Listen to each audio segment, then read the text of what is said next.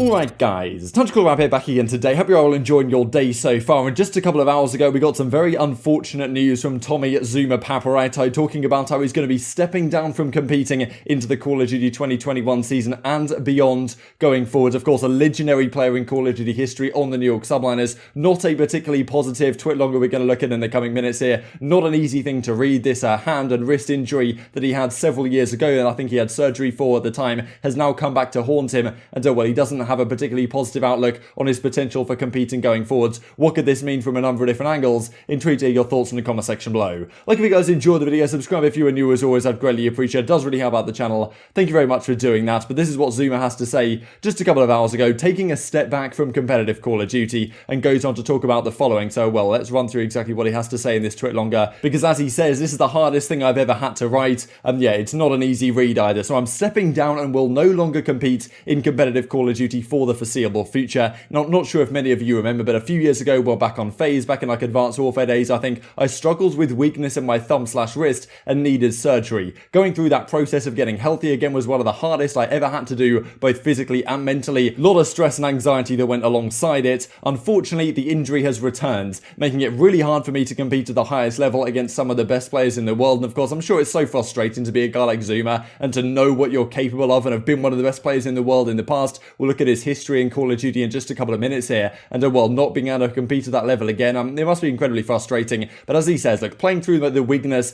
and the pain in my hand just isn't possible anymore. I don't enjoy competing when I can't be the ZooMaa everyone knows and loves, and it's not fair to me or my team to go through all that again, potentially causing even more damage to my hand. So as he says, it breaks my heart to step away from a game I put my heart and soul into every day for 8 years. Tearing up just writing this, I don't know what else to do at this point. It's been an amazing run, I don't regret anything, and I'm grateful to have such a long playing career doing what I love at the highest level. I've met so many amazing people through esports, have made so many friendships that I'll continue to cherish for the rest of my life. None of this would be possible without the love and support you guys showed me day in, day out. Every single day, it was the only thing keeping me going through it all. And well, as he talks about kind of his future potential here, I love CoD and esports in general so much, and will continue to show my love and support to the scene. I'm not sure what the future holds, and I will explore all options as I love this game way too much to completely walk away. I look at it as one door closing and another one opening. So he's not completely ruling out the possibility of coming back, but what he says about his hand right here doesn't seem particularly optimistic right about the future. The way he says one door closing, another door opening seems to me like he's thinking, okay, maybe I can come on the desk, maybe I can come into some other role in esports or Call of Duty in general, well, not competing at least for the near future. And so what it means for the subliners is an interesting question, right, given that, well, ZooMaa has been one of the stars of that squad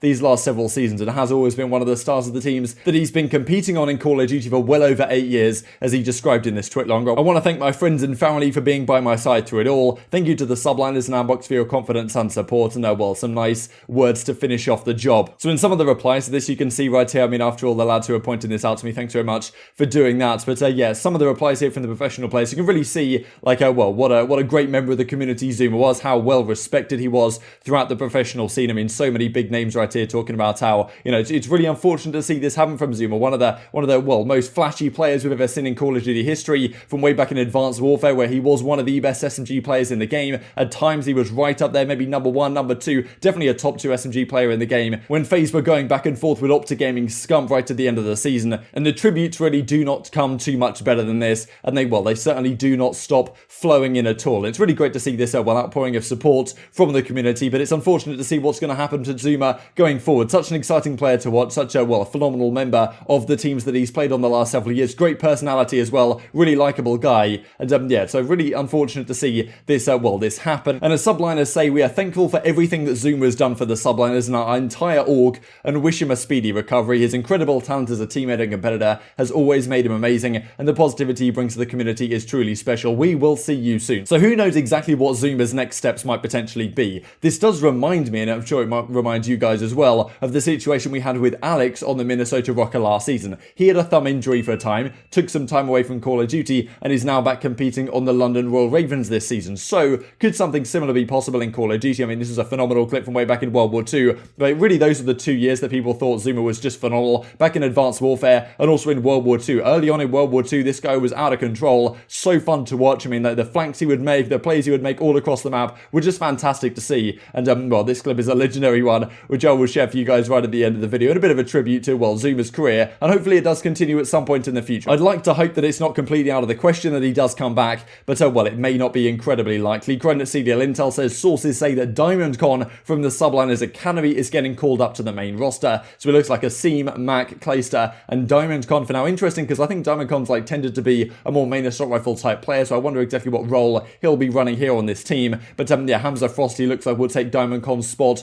on the Subliners Academy. So a few people were noticing things about Glow Frosty's tweets the last couple of days, and oh well, this apparently is where that all came from, right? But the question is, Hydra not available supposedly due to visa issues. They can't get him out to the States. Would have been a perfect opportunity for him, as unfortunate as it is, to get that opportunity in the starting team. Unfortunately, doesn't seem like it's going to happen, certainly for the Kickoff Classic in just a couple of days' time, and I imagine going forwards further on from that as well. How long is it going to be until we see Hydra in the Pro League? It's an unfortunate question given the talent of this guy. But this is what we saw a few months ago then in June, injury substitution. So Exceed came into the Rokkr for Alex, who had a thumb injury, and just a couple of months later he did get better, and well, Brian Tate explained exactly what was going on at the time. But thankfully Alex did recover from that, and it was a bit of a concern, right? Because thumb, wrist injuries, this type of stuff, it's not great. It doesn't necessarily go away too easily, but Alex was able to recover, so hopefully something similar is possible with ZooMaa. But it must be said that typically when players say they're stepping away from Call of Duty, well, they don't exactly come back. I mean, we saw in Nadeshot way back in the day. Of course, there are various different reasons for all the players that have stepped away over the years. One player that has come back actually was Karma. He kind of got dropped off the OpTic gaming squad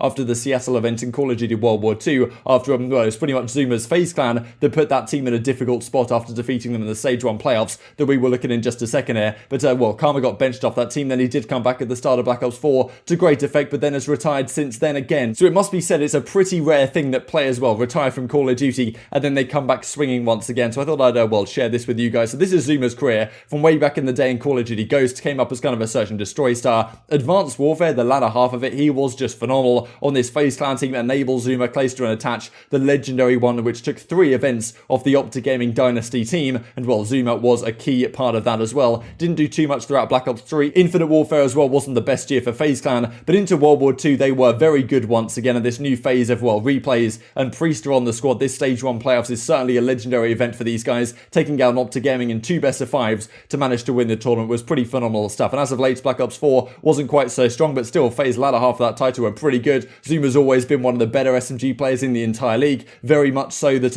well, if you're looking for a fast, aggressive SMG player, ZooMaa has always been one of the very first names to come to mind. And well, this is just offline events, but last season he did also win the New York Subliners' own home series in that online environment that we did have last season. So certainly an absolutely legendary player, and I do hope he finds his spot somewhere, whether it's on the analyst desk or something. Very much an entertaining personality. Would love to still see him around Call of Duty in some aspect or another if he isn't competing. Just a couple of things to finish off the video on, maybe a little bit of a bright note. I mean, this one again isn't particularly bright either, because we're talking about Pharaoh, who unfortunately passed away a couple of months ago. But on this day, 2 years ago, Bevels, Decimate, Pharaoh, and Ricky joined Era Eternity, that legendary team, throughout the Call of Duty World War II season. Thought it was kind of relevant, given well, that was one of ZooMaa's best years competing. And also, well, again, on a little bit of a brighter note, it's Dylan Envoy's 21st birthday, and well, there's been a lot going on about that. But unfortunately, his birthday will be marred somewhat by the stepping down of Tommy ZooMaa Paparazzo, one of Call of Duty's greats, and we can only wish him the speediest of recoveries. Enjoy taking your thoughts on all this stuff in the comment section below. What does this mean for New York Subliners going forward? Should they try and target someone like John if he is able to compete as a replacement? That might make sense, but